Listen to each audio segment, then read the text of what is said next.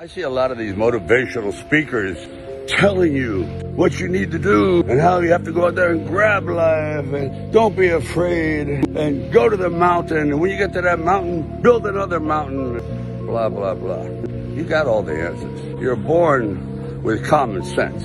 You may not believe it, but you have the answers. You know them. Just like all of a sudden, what? They gave them wisdom and not you? Come on. We all have it. We're programmed to survive, not just exist, to survive, prosper, go forward. So what I'm saying to you is this. A lot of these guys have good ideas. They're very motivational, but motivate yourself because you have the instincts, you have the knowledge. The lesson lies in learning, and by teaching you'll be taught. It's all there anyway, just needs to be sought out. Take those thoughts, they're embedded in your brain, that you already know the difference between right and wrong and how to succeed. How do you succeed? Perseverance. Just keep trying, keep trying. It's not that hard, not that complicated. It takes courage. It takes courage to get up every morning, and bravery and pushing yourself when you don't want to go to work, to supply food for yourself and your family. It takes courage to stick your head above the crowd and voice your own opinion. Quite often, you just have to stand up and grab life by the throat and not let go until you succeed. Courage. You all have it. It's just pushing the right button. The most valuable thing you might have in your life that you really don't pay attention to, especially when you're young, because you just feel you have an abundance of it. It's never ending. Time. And as you get older, you realize time becomes your currency. You really have to be very, very, very stingy with your time. Don't waste it on people that aren't like-minded. Don't waste it doing things that you know are not part of your dream plan. Don't waste time being bitter. In the end, it's just waste your most valuable asset, time. To build up the proper mentality that I have, the proper mindset, is I tend to withdraw.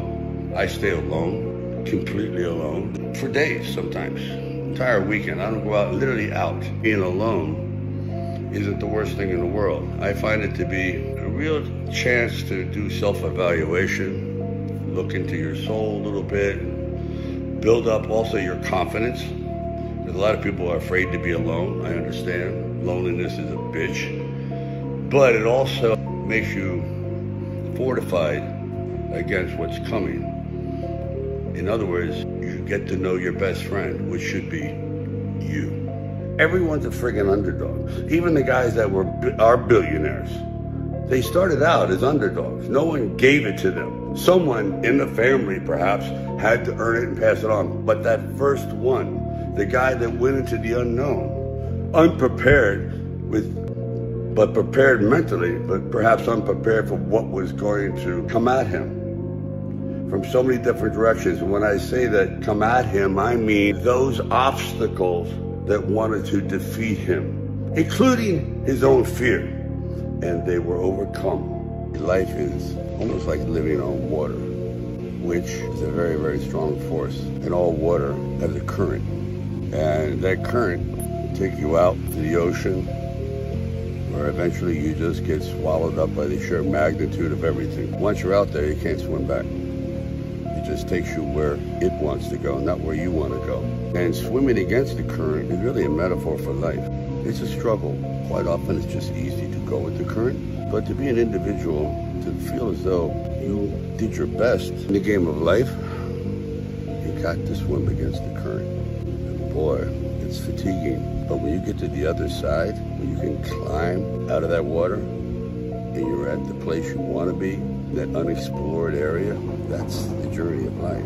And it's invigorating as well as challenging. Life is one big juggling act. It's like, how do you keep all these objects going around? And then when you drop a few, you got to pick it up again, but it's juggling. You juggle happiness with grief. Grief, for example, that's a rough one, because grief never goes away. It sort of rises into the clouds, you might say.